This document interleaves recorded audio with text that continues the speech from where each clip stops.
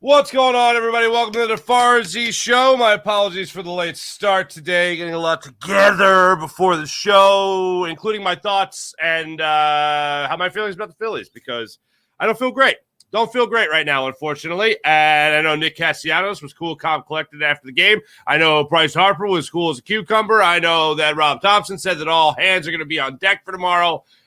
This is not exactly what of course, the series, not even the series, the season is coming down to a Ranger Suarez start. That's what it's going to come down to. And then starting against a 12-year-old pitcher there for the Diamondbacks and only shut you down the first time out there. Instead of 5 2/3, 9 strikeouts? Yeah, okay, great. Yeah, let's face that again in the Game 7 of the NLCS. Let's just Game 7 of the NLCS.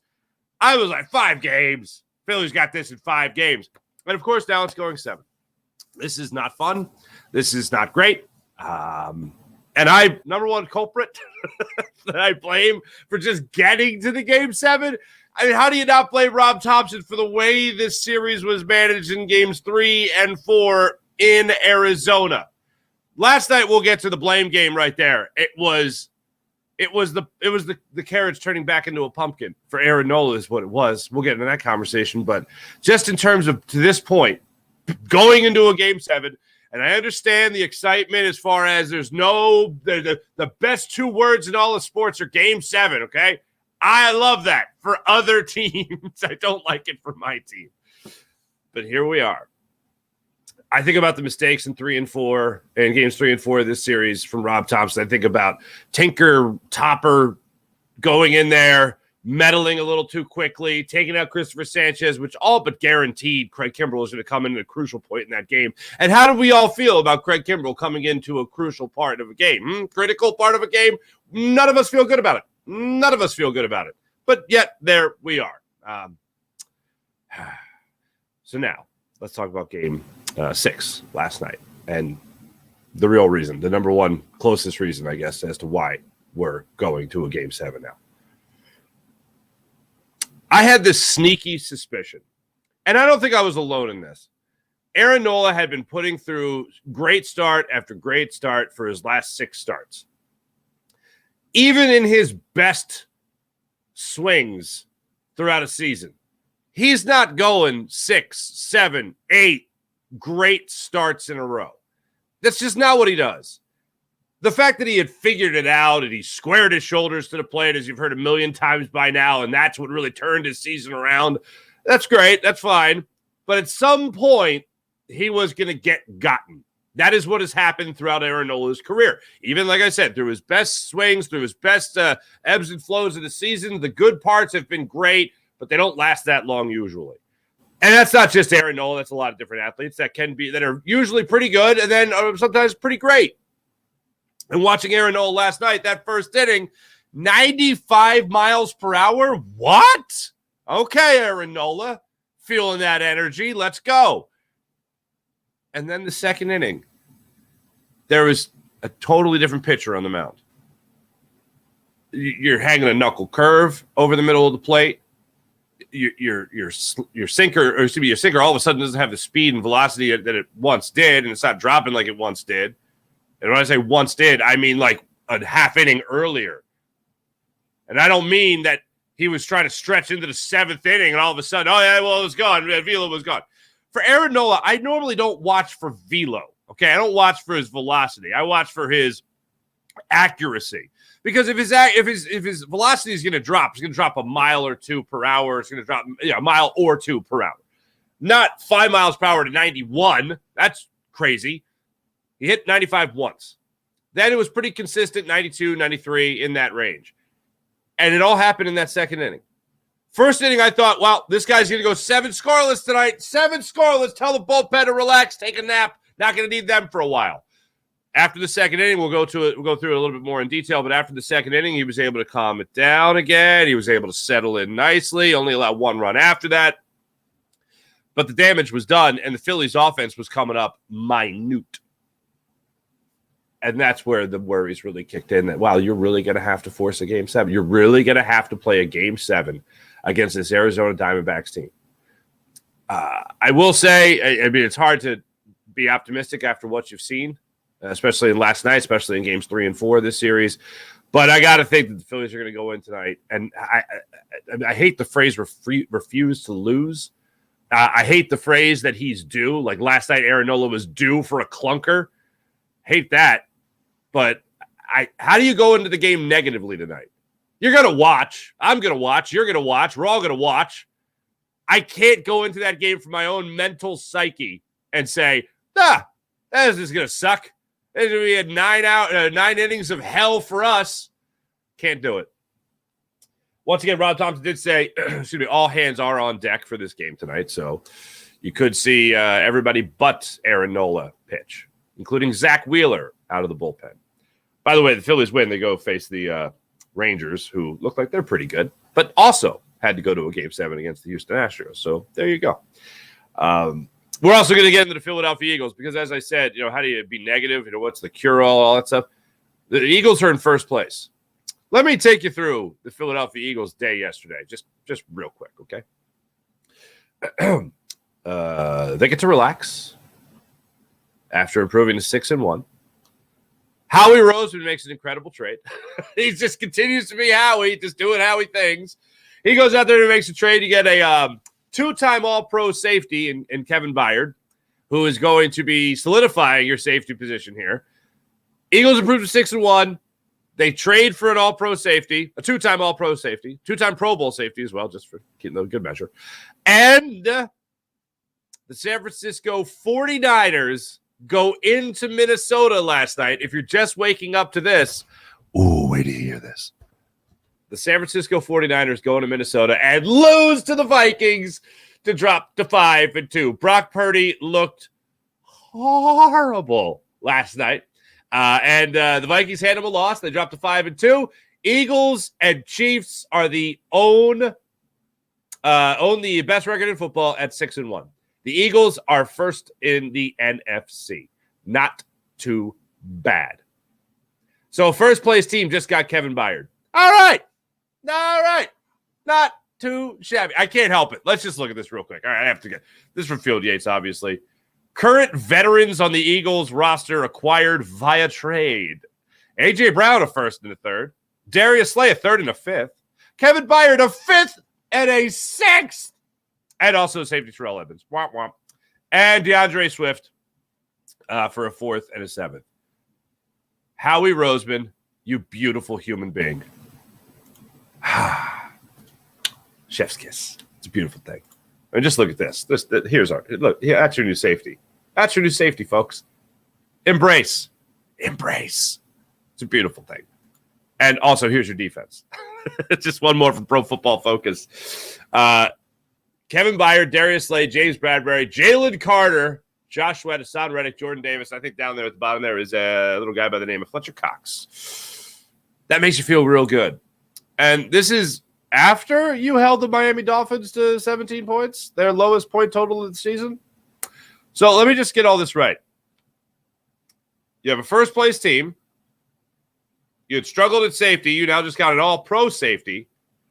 And that was after you held the Dolphins only 17 points in the game. Yeah, things are pretty good in Eagleville. Things are pretty good.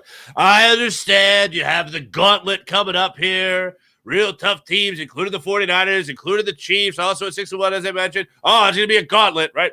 Well, things are still looking pretty good otherwise. You're now better prepared for that than I thought you'd be. You knew how he was going to do something.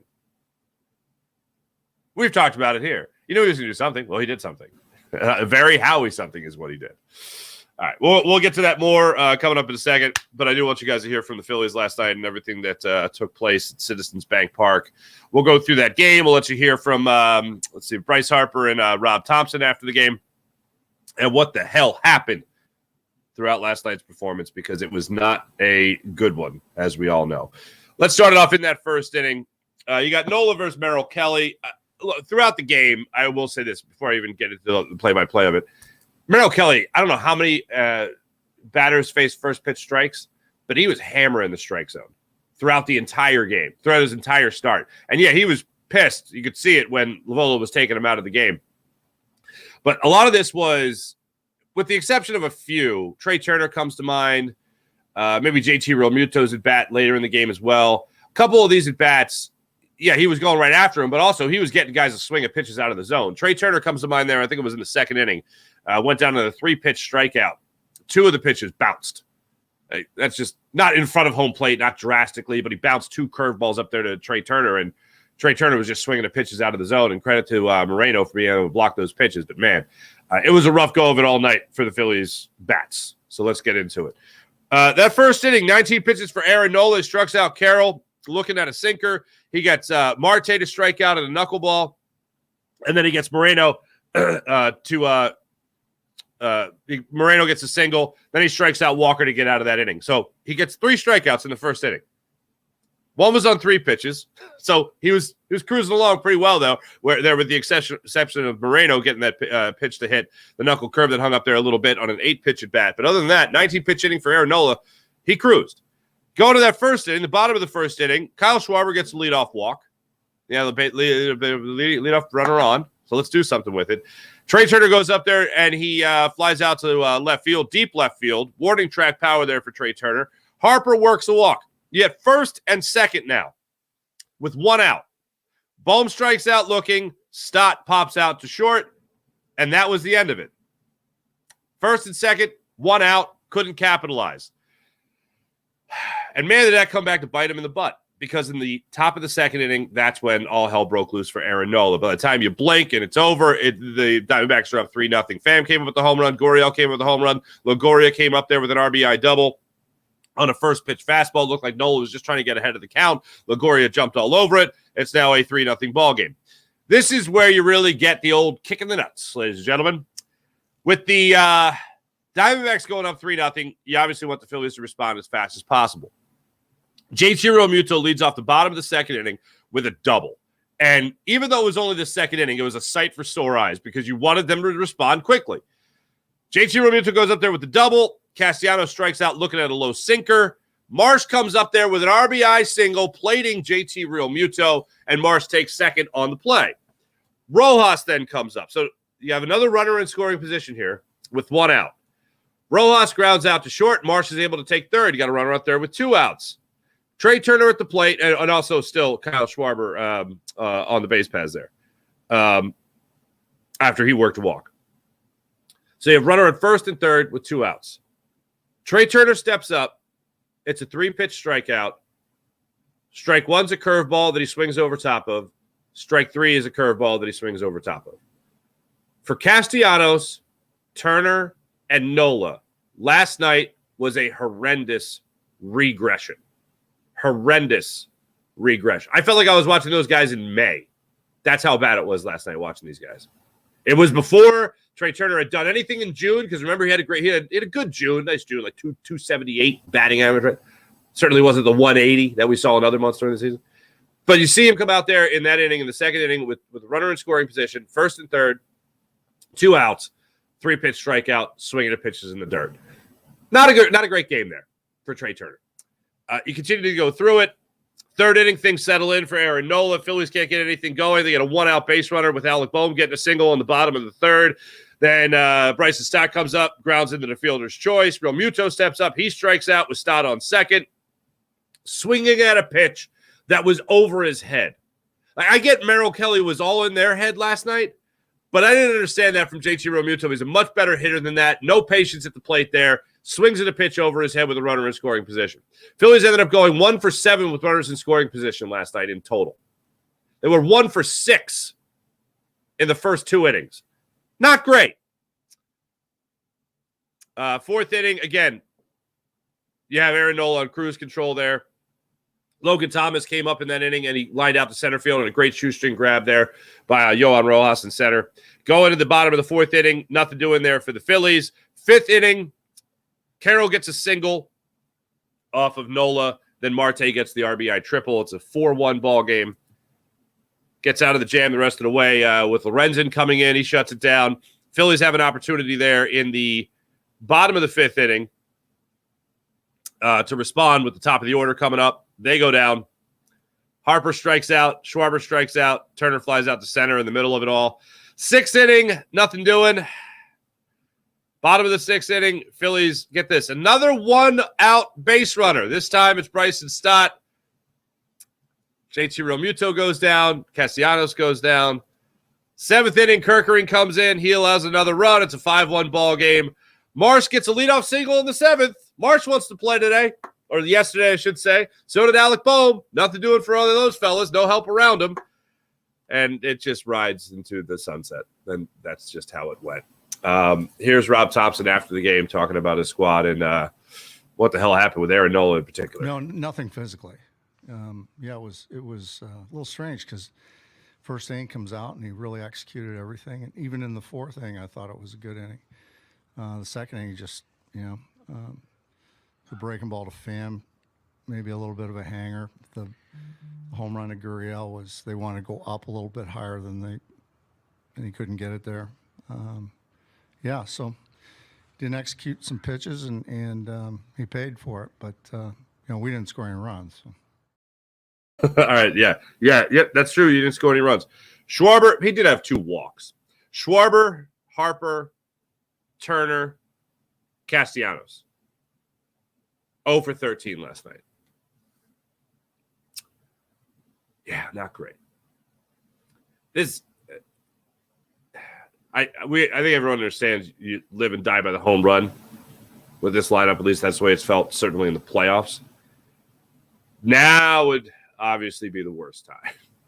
The words must win are probably the 2 most overused words in sports. If Game 7 are the 2 best words in sports, then maybe the 2 most overused are must win.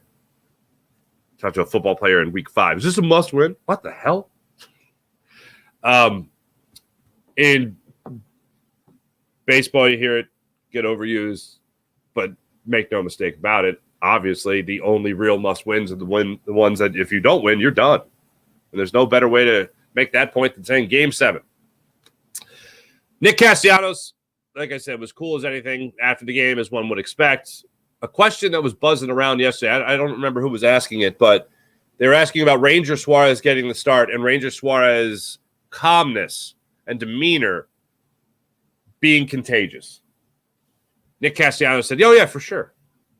Yeah, it's that." I don't know if the Phillies were pressing last night at the plate. I didn't use that word on postgame last night. I'm not using it now, but I know people were saying that. I didn't see a team that was pressing. I saw a team that was getting behind a lot last night. Talking about the at-bats. And then from there on, it was like their backs were against the wall. And they were treating each at-bat like it was Game 7. And maybe that was coming off as if they were gripping the bat too tight. But this is the game that they want. They want the winner take all. Nick Castellanos has talked about getting punched in the mouth, and they always respond. This would be a great time to respond. Nick Castellanos, this would be a great time for you to respond. After the last time we heard that from Nick Castellanos, he came out with a huge game. You want to see that type of output tonight. I know we all want to see the kind of relaxed, like they come out with a 5-run first inning and all that stuff, right? That'd be fantastic. I just can't help but think this is going to be down to the wire type of game. I don't think the Phillies are going to get the type of treatment that the Rangers got where they could cruise to a victory last night.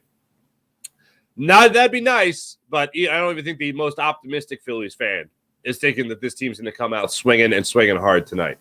Here's Bryce Harper after the game, give a little taste of what he was saying about this Phillies team going into a Game 7. Yeah, absolutely. I mean, anytime you got Ranger on the bump, we got a really good chance to win. He's got a really good mindset out there, and we know that he can go as long as he can, and he's going to get the job done for us. Got Ranger on the bump. Of course, this season's coming down to Ranger Suarez on the hill, man. Of course it is. Should we hear from Topper one more time? Here's Topper again. From the offensively? Yeah. Maybe a little bit, but, he was getting ahead, A lot of first pitch strikes. He did get us to chase a little bit, so we just got to get back in the zone tomorrow and hit like we can.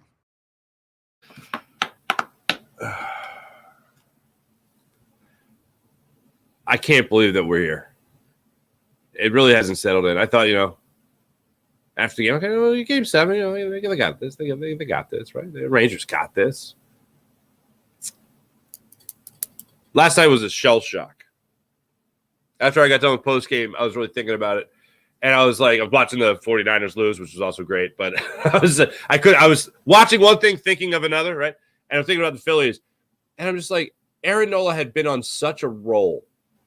And it was a mechanical. It wasn't like all of a sudden he just figured it out. There was a physical thing he was doing different with his delivery, a mechanical thing he was doing differently to make sure that he had the success that he had in years past. But you see the home run leave. I think he'd only given up one home run in his prior 6 games where he had been dealing. You finally see the chink in the armor. Then another one. Then another RBI across the plate on a double from Evan Longoria. And you're like, well, this is great. Not going to be able to get out of this. Aaron Nola, 3 runs. There we go.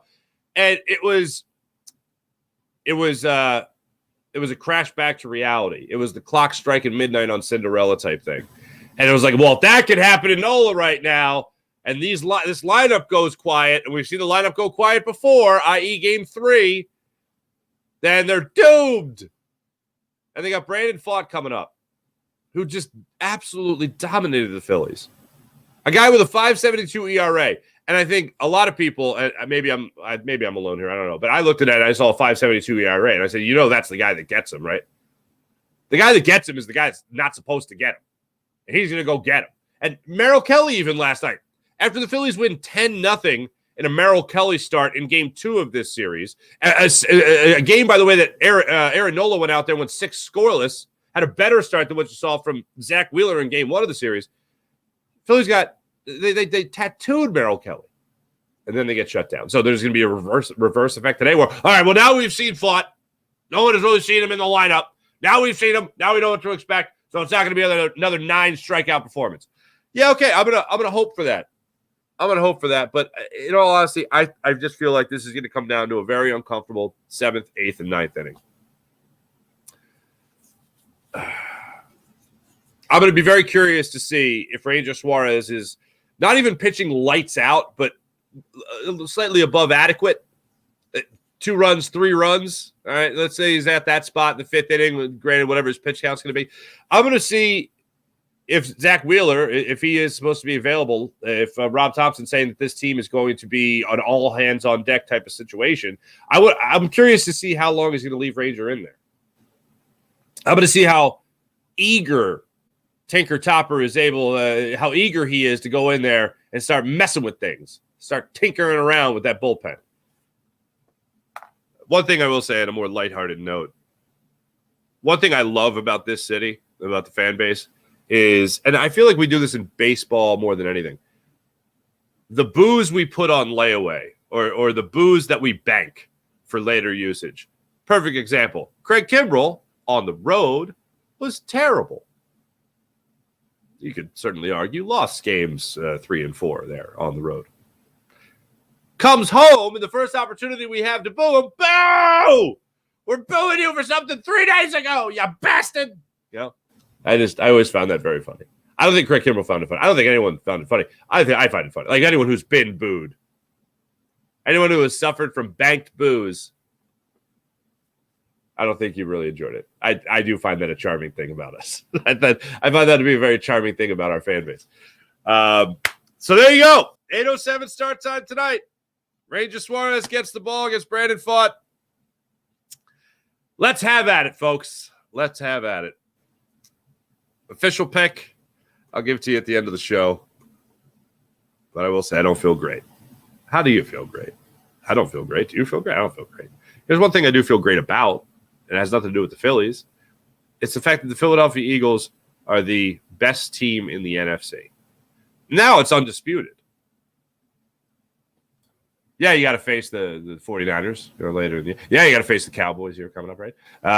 Please take care of the Commanders. Don't have one of them letdown games or look past your opponent or anything stupid like that. Don't go to overtime either with the Commanders. But the Philadelphia Eagles have me in my feels. They got me in my feels. Big smile on my face when I saw Brock Purdy throw that last interception in the 4th quarter there against the Vikings when they were driving, trying to get in the end zone. Big smile on my face, like, wow, this was a great last 48 hours for the Philadelphia Eagles. A win over the Dolphins that a lot of people didn't expect them to. My cohorts, my colleagues, my friends, they're Seth Joyner and Derek Gunn picked the Dolphins. My bald counterpart there, Eitan Shander there for the Baldies there on Fox 49. He picked the Dolphins. I stood strong. I was very off yesterday in saying Aaron Nola was going to pitch 7 scoreless, but that's not the point. A lot of people had the Eagles as underdogs. Vegas did not. You didn't say Vegas anymore. My bookie did not have them as underdogs, 2.5-point favorites. So the Eagles went out there and they took care of business. I didn't see them as underdogs. I know in a lot of people's minds, with the way the secondary was backed up, it wasn't like many people were out there before the game going, you know who's going to have a good game and really be a difference maker? Eli Ricks. If I would have come on this show on Friday during my Week 7 preview, and I would have given you, you know who's going to be Eli Ricks, you would have been like, nah, all right, Mark's drinking again. Here we go. Little early morning. Little too much amaretto in the espresso there, right? Eli Ricks is a huge difference maker in that game. So the Eagles go out there, they win that game. They overcome the adversity of facing the Dolphins, and everyone's saying their offense is going to explode and run all over this team. And Tua Tagovailoa is going to be able to throw the ball downfield left and right all the live-long day against the secondary. That didn't happen. So the Eagles win that game. They make a trade to make their secondary that much better. And now you have a 6-1 football team. Going into a week where you're playing the Commanders. 7-1 or we riot. That's the way I'll put it. 7-1 or we riot. The biggest question, though, for me. Oh, hold on. Before I go any further. Do I have this? I think I have this. I think this is it. So Nick Sirianni is doing his press conference yesterday. And while he is doing his press conference, Zach Berman, reporter extraordinaire, I guess, got the notification, looked on his phone, and it popped up there that Kevin Byard had been acquired by the Philadelphia Eagles. This is the moment Nick Sirianni gets asked the question by Zach Berman. A report just came out that the Eagles are trading for Kevin Byard. Is there any information you can help us with on that? Yeah, not right now. Let me. Okay. Yeah, you read it. So I obviously want to just get with everybody and talk before I say anything here. I love for the people on the podcast. Nick Sirianni starts. It was like a kid almost in trouble. Can I look? Can I tell? Dad, can I tell? Dad, can I tell? So Zach Berman starts asking the question. Nick Sirianni's looking over at Bob Lang, the head of Eagles PR. And he's like, Bob, can I tell him? Can I tell? Can I tell him? Can I talk about it? And Bob's like, so he's like, I can't talk about it right now, but maybe later. But I respect the question, right? Well, it becomes official. Now it's officially official. Kevin Byard is a Philadelphia Eagle. I mean, one more time. Look at this. This is real. This is Howie Roseman. This is what he does. Kevin Byard, Darius Slade, James Bradbury, Jalen Carter, Josh Sweat, Hassan Reddick, Jordan Davis, and then, if you take away Mike Rawle, hey, Fletcher Cox. You beautiful man, you, Howie Roseman.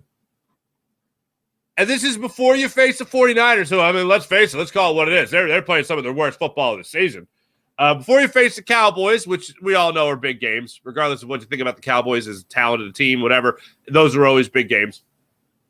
You got the Kansas City Chiefs, then you got to go to Kansas City too to see them. You got to play in front of Taylor Swift. Right now, that's the Chiefs' only real acquisition. Come on now. And this team got better in the standings, and this team got better for the future. And I can't think of a better week to have for the Philadelphia Eagles than really the last 48 hours that we have experienced. That is unbelievable. So I'm really excited about that. I am still nervous, though, about Jalen Hurts because nothing has come out about when Jalen Hurts has really suffered this injury. The conversation was the Jets game. If he's focused on limping, or if he was limping around the NovaCare complex this week, he got injured in the Jets game. That's just what people assume. Jalen Hurts has not looked the same all year. All year, Jalen Hurts has not looked the same. And I'm not just talking about turnovers. I'm talking about physically. If you watch Jalen Hurts, you mean to tell me, and if you're watching me right now, I assume you've watched Jalen Hurts this year, all throughout the year, then you know he has not looked like the same quarterback. I'm not talking about arm strength. I'm not talking about accuracy. Some decisions have been wildly questionable, more so than what we saw from him last year, that's for sure. But physically, watching him run, he does not look like the same guy. I originally thought when he started running for a good amount of yards there against the Rams that he wasn't doing it because everyone was saying that he couldn't do it anymore. But now I look at it and go, maybe he did have that extra added motivation because that's the best we've seen him run all year. But then you see him against the Bucs. Like, this is against the Bucs. What was that, week 3? He goes down early in a slide where he had the first down right there for him, and he just went down early. In this game here, even against the Dolphins, there was a situation where he had, I thought, at least 7 or 8 more yards, and he just goes down in a slide. I'm all for Jalen protecting himself, but even that seemed a little overly cautious. And then it comes out at halftime in this game against the Dolphins that Jalen Hurts was walking around limping at the NovaCare complex. It also comes out right out of halftime that Jalen Hurts has put on a knee brace. Okay, don't like that either. He has not looked like the same quarterback. This isn't anything I'm trying to even put any. I'm not trying to put analytics versus the eye test, but I have to just talk about the eye test here. You mean to tell me watching Jalen Hurts run this year, he looks like the guy that you saw in every other year of his career? He does not look like he has the same speed, agility, quickness. It does not look like it's there. I don't think it was the hit that he took against the Rams either. This seems to be something that has been going on for a while. He has just not looked like that guy. Even talking to Jody McDonald about him when I was filling in for John McMullen on Birds 365, I go over there. He's using the word tentative. He looks tentative to run. And I'm like, that doesn't sound like Jalen Hurts. Tentative. But I did know what he was talking about. Speed, quickness.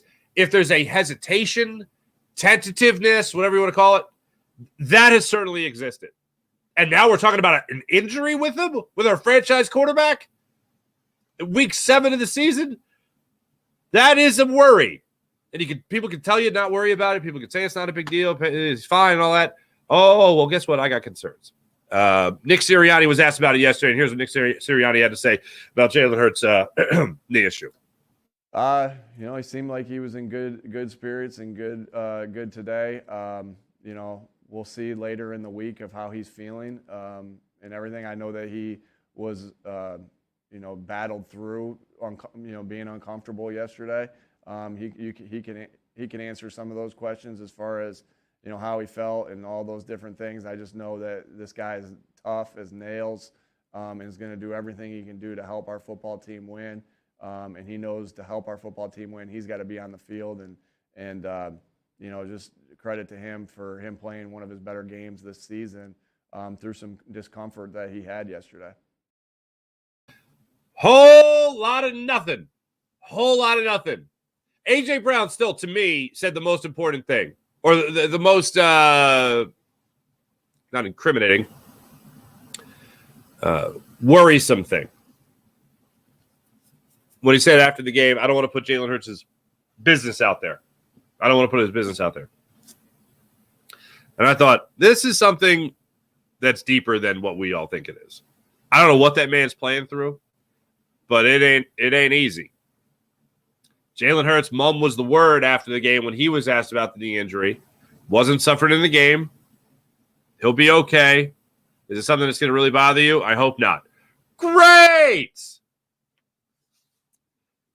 6-1 is great. Winning a Super Bowl is better, and I don't see the Eagles doing that with Marcus Mariota. I don't see the Eagles doing that with Tanner McKee. And hey, we've lived through the Nick Foles thing. That was great, right? Remember that time they did that with the backup? That was great. I don't have confidence in us getting 2 of those. I think you only get 1, not 2. If he is playing on an injured knee that's not going to get worse but stay as it is now, he's still playing at a pretty high level here. and he's certainly helped this offense be one of the best in the NFL. And he's certainly helped a guy like AJ. He's still able to throw the ball to A.J. Brown. That seems to be just a huge deal right there. Got a nice little streak going for A.J. Brown there. 5 straight games with 125+ with a quarterback that might be playing on one good knee. You have running backs that can certainly run the football. You got an offensive line that can protect. Keep them healthy as possible as the season goes on. And the bye week is still out there. They obviously have not taken the bye week yet. Having 2 games in the first, 5 days of the season, not great.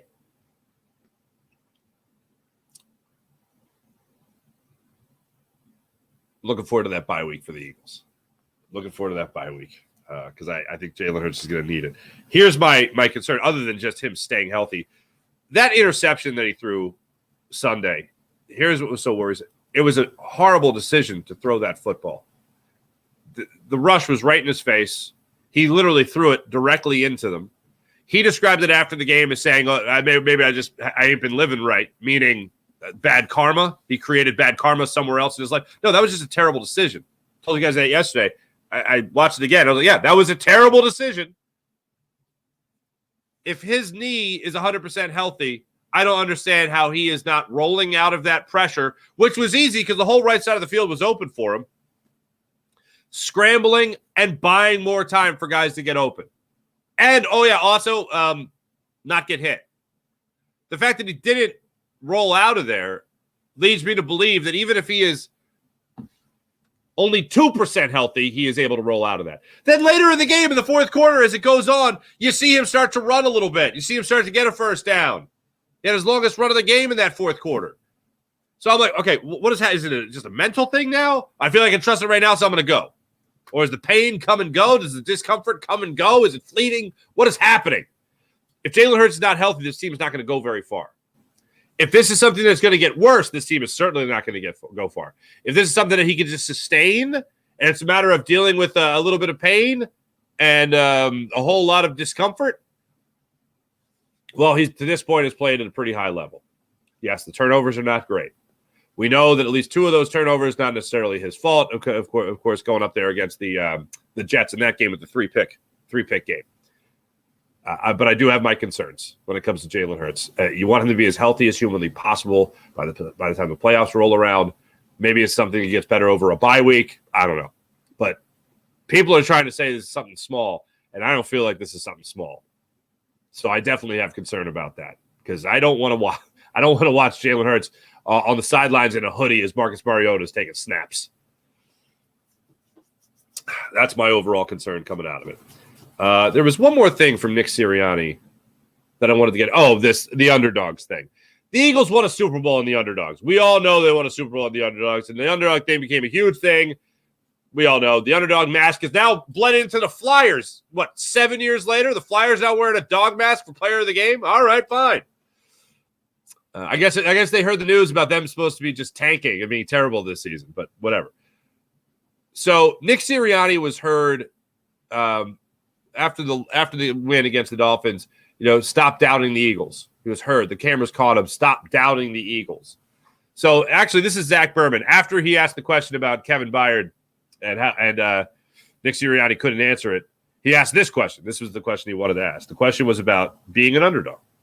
And Nick Sirianni is now embracing that mantra with people doubting his Eagles. Team has been doubted. And why do you feel that way, if so? I think that we kind of went into that game an underdog. I don't think that it was a very again, you try to block out all noise that is being talked about you, whether that's good or whether that's bad. And I think just the nature of this business now, I don't think it's realistic that you can completely block it out. Because look, I mean, I'm going to talk to you today. I'm going to talk to you guys on Wednesday. I'm going to talk to you all Friday. I'm going to talk to the production meeting on Saturday. I'm going to talk to you all again on Sunday, right? And so Bob's got to get me prepared for whatever's being said, right? Not just by our local media and you guys, but also the national media, right? And then it's unrealistic for our players not to be on social media. That's just part of who they are. So we do have to hear it. All right, I appreciate him at least acknowledging that it's heard. Like the Eagles throughout the entire underdog thing. Well, we don't hear the outside noise. Oh, really? Everyone has dog masks on. Chris Long is wearing a dog mask of a white poodle show dog. All right? You don't tell me you don't hear it. Of course you hear it. Stop doubting the Eagles? I didn't doubt the Eagles, for the record. I have this feeling that a lot of people are looking at last year with the Philadelphia Eagles as if it was somewhat of a fluke. They had an easy schedule. They rolled to the Super Bowl. Okay. A lot of people are looking at something that the Eagles do far better than anyone with the tush-push brotherly shove. I feel like I just have to pick one eventually, just stick with it. But that should be illegal. Shouldn't even be allowed. I saw one of the things that went viral after this game Sunday. It was a Dolphins fan watching the game, and every time they did the tush-push, like, this is BS, this is illegal, rugby, stupid, you know. And I'm like, well, you could do it. You're allowed to do it, so do it. You try to do it.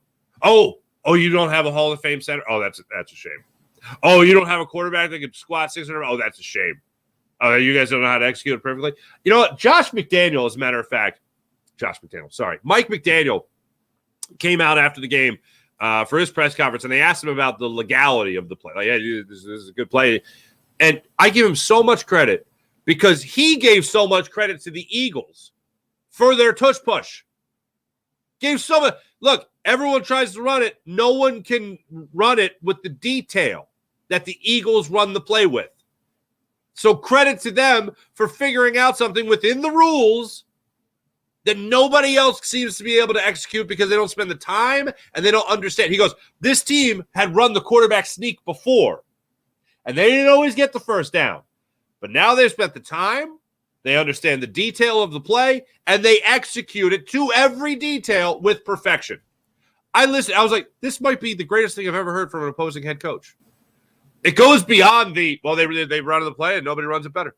Like to break it down to and to give credit to the Eagles for the amount of detail and precision they run this play with, to a point where it's unstoppable. That's the opposing head coach that you just beat, saying that about how perfectly you run that play. A lot of people try it. Not a lot of people can do it. Eagles have the personnel to do it. Apparently, the Eagles have the attention to detail to do it. So, yeah, I don't think that play is going to be illegal at any time. So I'm going to continue to bask in it. But people look at it and they try to take it away. This is a legal play that they're doing. They shouldn't do that. Like, okay, well, it's one of their best plays. Nick Sirianni literally said, you don't have 1st and 10s as a Philadelphia Eagle. You have 1st and 9s because you know you can get a guaranteed yard or two with that play. So I feel like people do have this thing about the Eagles that surrounds them, where they have this mantra of they're doing something they're not supposed to be doing. They are a skunk at a garden party.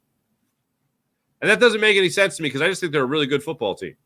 And I think one of the things that's being overshadowed here is how good a defensive coordinator Sean Desai is. Now, it's not I know it's a little bit of a left turn for people, but because people are talking about Jalen Hurts and because people are talking about Nick Sirianni and because people are talking about, they shouldn't even be 7-1, people are talking about the tush push and all that stuff and the overshadowing there, people aren't talking about what a great job Sean Desai has done with this defense.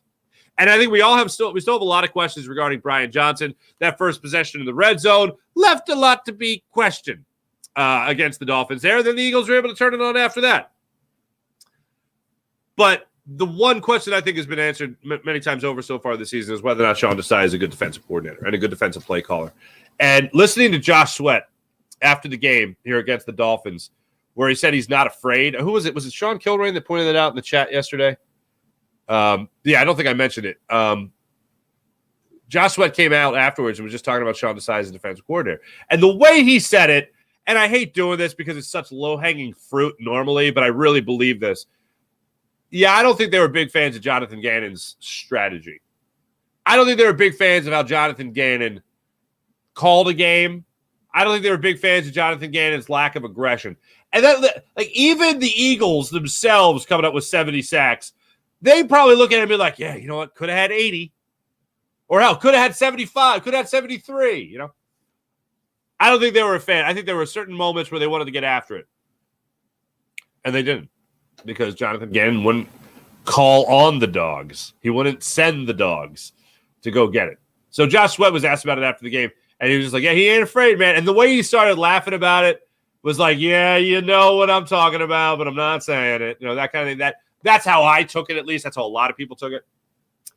But between the amount we talk about this offense, we don't talk about the defense enough. And you could say, you know, offensively, you certainly have big pieces to that puzzle. A.J. Brown, Devontae Smith, Jalen Hurts, DeAndre Swift being brought into it and all that stuff. The offensive line, we talk about that a lot. But, man, this defense, the way Jalen Carter's playing his rookie year, the way that he just plays like a man amongst boys, as I've said many times before, Fletcher Cox being back healthy after that back issue, missed the game, him playing at a high level. And Nakobe Dean, Zach Cunningham, Nicholas Morrow have played the linebacker position. With Dean being back now, I think he's still very much getting into the flow of things. But your linebackers, bottom line this season, your linebackers have overachieved. For what the expectation was this season, they have overachieved. And now with this veteran secondary, with a guy that looks like he can play with Eli Ricks now, well, it's one game, but hey, there's a hell of a game against a hell of an opponent. And now you're adding Kevin Byard to that secondary. Oh, man. Sean Desai, have at it. Have at it, son. Have at it. Let me tell you right now about the great people at MyBookie. MyBookie.ag. Enjoy all MyBookie has to offer at MyBookie.ag. Like right now, use promo code Farzy. You know what you could get? You could get up to $200 in cash bonus from the incredible people at MyBookie. MyBookie.ag is where it's at. So when it comes to betting on anything, check out MyBookie above all. MyBookie.ag with promo code Farzy. You want to bet on a little football action, a little baseball action? Check out MyBookie and all they have to offer right there. Like their $200 cash bonus. And how about this? Long shot odds on a Super Bowl front runner. Like the Eagles and the Chiefs. Right now, MyBookie's got the money bag to grab a potential Super Bowl front runner at long shot odds of plus 38,000. That's plus 38,000 at MyBookie, MyBookie.ag. You want Eagles and Chiefs at plus 38,000? Check out MyBookie at MyBookie.ag. Bet anything, anytime, anywhere, only with MyBookie. When your money's on the line, choose a trusted sportsbook that gives you tools to win, like MyBookie. At MyBookie, it doesn't matter if your team is up or down. You can easily cash out or bet on the big game live. I come out on the winning side. Go to MyBookie, MyBookie.ag. How about PHL Sports Nation, Philadelphia Sports Nation, enhancing your Philadelphia sports fan experience across all social media and blogs. That's PHLSportsNation.com. And how about Sky Motorcars? SkyMotorcars.com. Check out all they have to offer at SkyMotorcars.com. Let's get into the chat check. I'm running the show today, ladies and gentlemen. So guess what I get to do? This. Boom. Sean Kilrain, good morning. Sean Gillespie, nothing is easy in Philly. I am so tired of this show. I agree. Wait, this show, like my show? What? Or you just mean the poop show that Philadelphia sports can be sometimes? I think that's what you mean, Sean. Sean, good morning to you as well. IBH, good morning to you. Morning, April. April, hello. Ranger versus Cy Young, like everyone was saying last time. He pitched. Yeah, pretty much. Sean Kilrain. Sean Gillespie. Philly should have already ended this series. Don't. April. Let's go, Ranger. Boys got to wake up the bats. I agree. Sean Kilrain. Remember, it's always sunny in Philadelphia. Let's go. Wah, wah.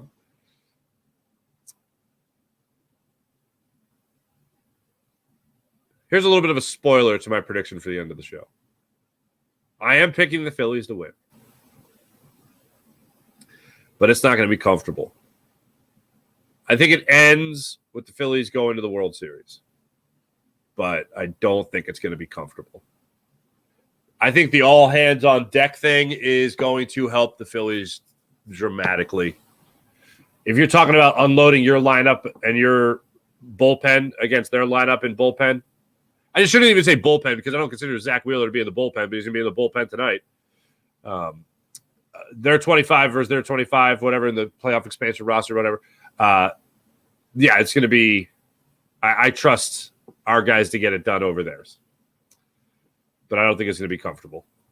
Mihai. I'm just happy with the pennant now. No World Series win this year, making 84-win Diamondbacks look elite. After this series, Is this a new NL rivalry? I don't know. The Diamondbacks have a lot of young talent, so yeah, they could be around for quite a while. Game 7 may determine how the Phillies go about this offseason. Oh, yeah. Well, put it this way. Aaron Nola needs another great start. This can't be Aaron Nola's last start, and then all of a sudden he cashed in with buku, mega huge Kajunga bucks. So, yeah, it definitely is going to affect this offseason. I absolutely agree with that.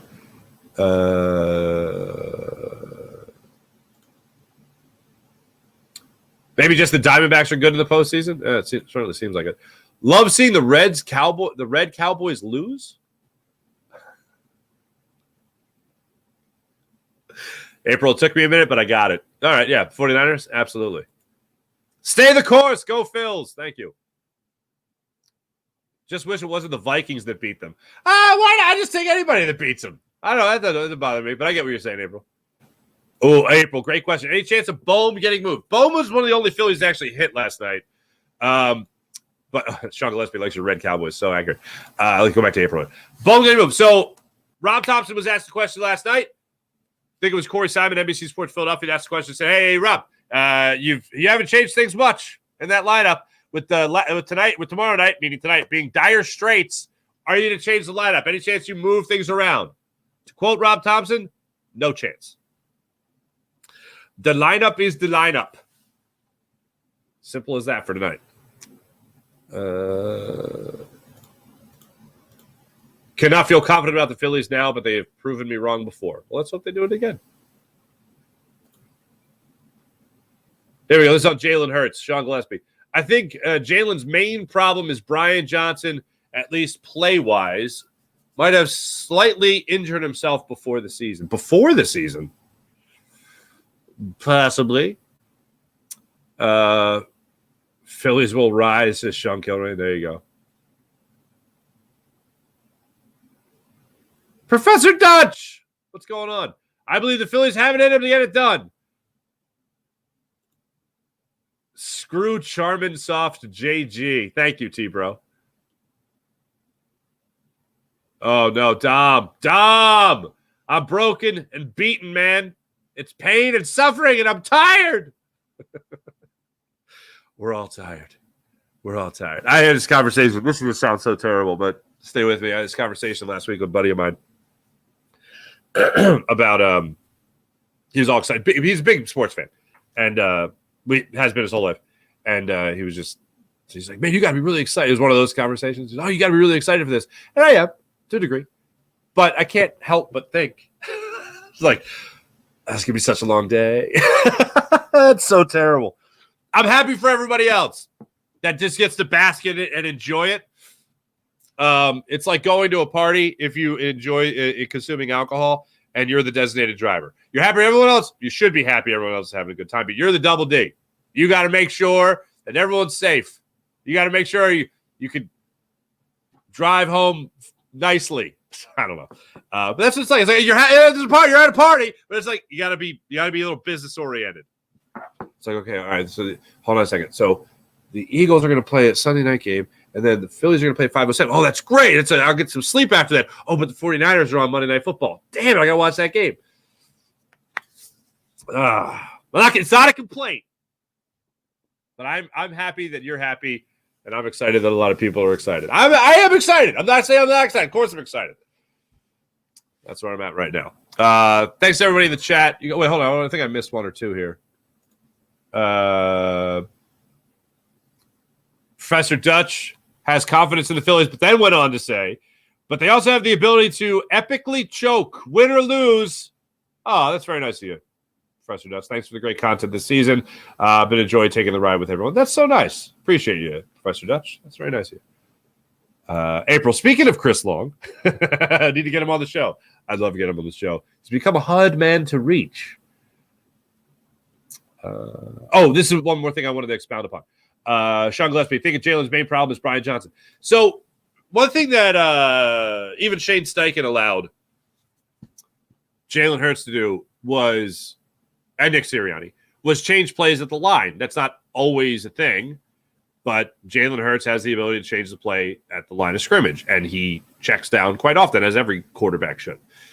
If you see something he doesn't like, if you read something and thinks that, ooh, they're going to get me here, I better change this up. They're going to get us here. We better change this up.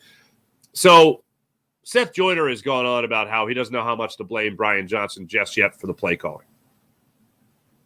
Here's the smoking gun as far as I'm concerned. What's the difference between this year and last year? It ain't just DeAndre Swift as a running back. Brian Johnson is your play caller. Shane Steichen is not your play caller.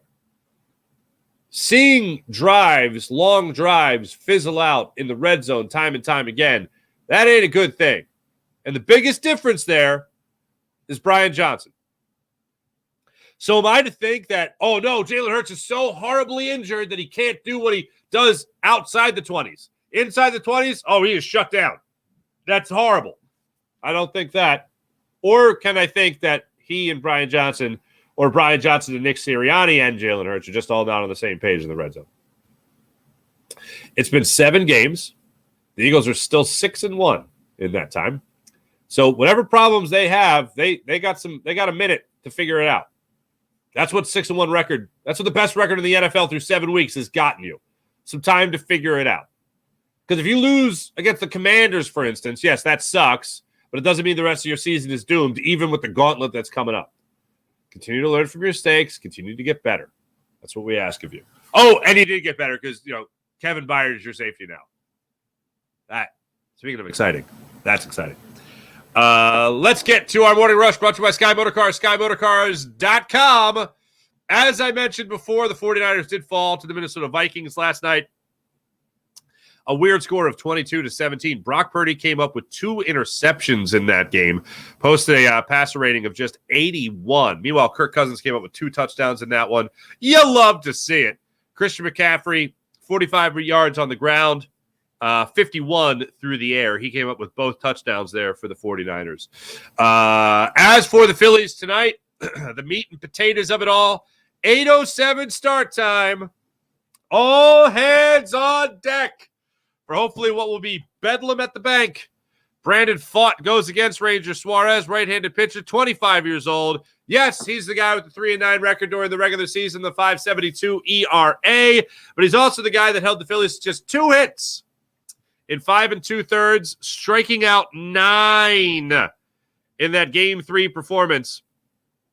And how about this? Throughout that time, he only needed 70 pitches.